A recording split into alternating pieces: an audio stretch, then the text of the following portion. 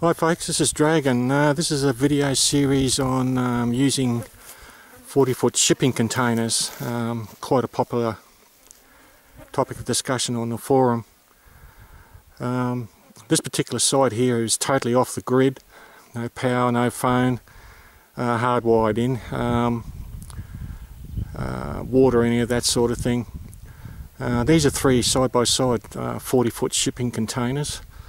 And Steve has kindly consented to us to film and have a look inside. Thanks very much, Steve, for your time and your permission.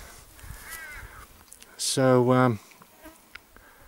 I'll hand it over to Steve just to do us a run through on how he's installed this and what his plans are. This is a work still in progress. It's been delayed by bad weather and other things like that, so if you just bear with us, a few things that maybe members and viewers would like to learn out of this, and Steve has certainly had a few issues putting these containers in, and hopefully he'll pass that information on to us and maybe help out somebody else. Bearing in mind this is in Australia, where we have different climatic conditions, so some of the applications may not apply overseas, but there's certain basics that you've really got to look at when using these shipping containers, either above ground or buried in the ground.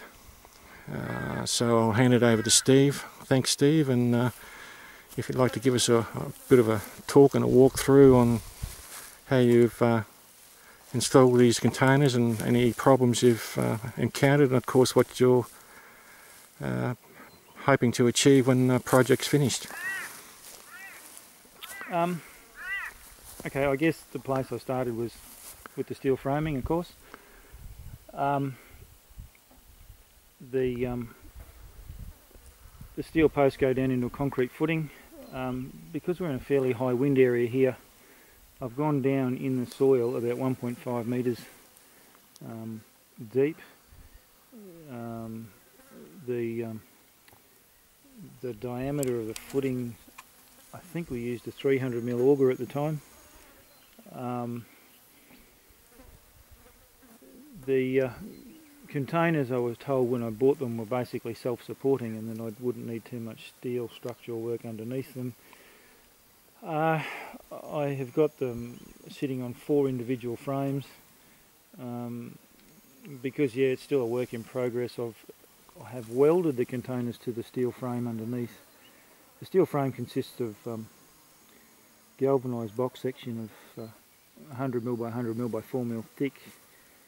One of the mistakes I made was that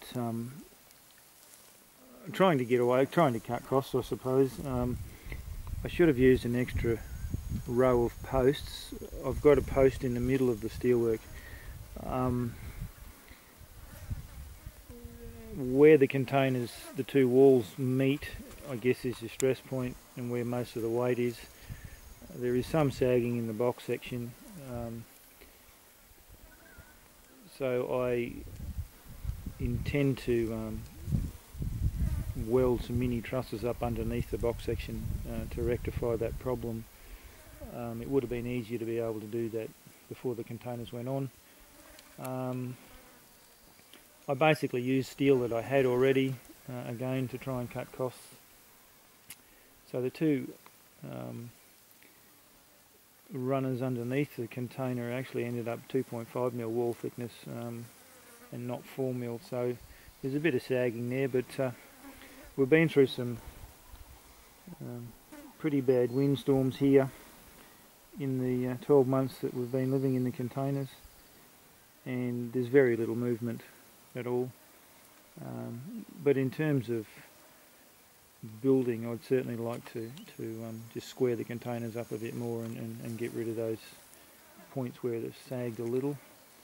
They are relatively self-supporting. I guess when you look at them on a ship, they stack them 3 and 4 high. Yeah, so apart from that, that worked fairly well. And I guess with these containers, the way that they're designed is that the the load-bearing points are on the actual corners. That's the strongest part of the container, on the four corners. You know, for when they stack them on top of each other, they lift them and unload them and that sort of thing. That's correct.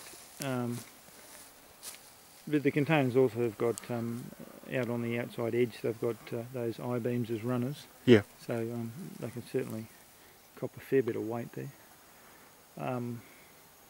But as I said, I mean, there's a little bit of movement there, but not a lot. And we've copped a heck of a battering here from winds from the southeast and the southwest. And we've come through, I guess, a one in 100-year event of floods. Oh yeah. So these were here before that, and they're still standing. So I was actually, during the wettest period that we had, I was trying to build the front deck out there because I didn't get time to build a toilet and shower. So we've hired a cubicle, a shower and toilet cubicle, and that's sitting out on the front deck, as you'll see a bit later on. But that's only a temporary measure.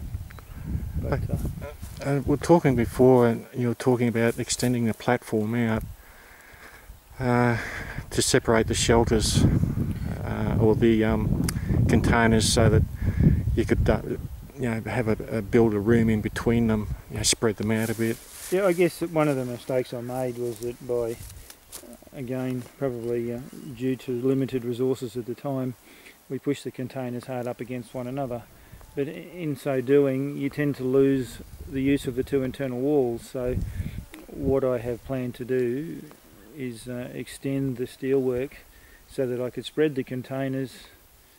I guess we could go as wide as we want to now, but roughly leave a gap between each container the same width as the container, and that would give us two internal walls. Yep. Then we need to just put down a floor, and once we get a roof over that, we've automatically got an extra large house. So if we spread these containers to that extent, we'd end up basically with a square house. Okay. And of course, with a roof over the top of the containers and the living area in between them, you'd have room for solar panel systems and of course water collection for rainwater tanks too. That's right. That's where we'd plan to go with it all. Yep. Again, yeah, it's sort of you're limited by the resources you have available at the time, but that's the long-term plan. Yep. That's great. I was wondering, Steve, if would we be able to have a look at the structure under the shelters, just to give you some idea what's involved in this particular type of installation, if members want to go that way. Yeah, sure. Okay. All right, folks. I'll just cut it there and.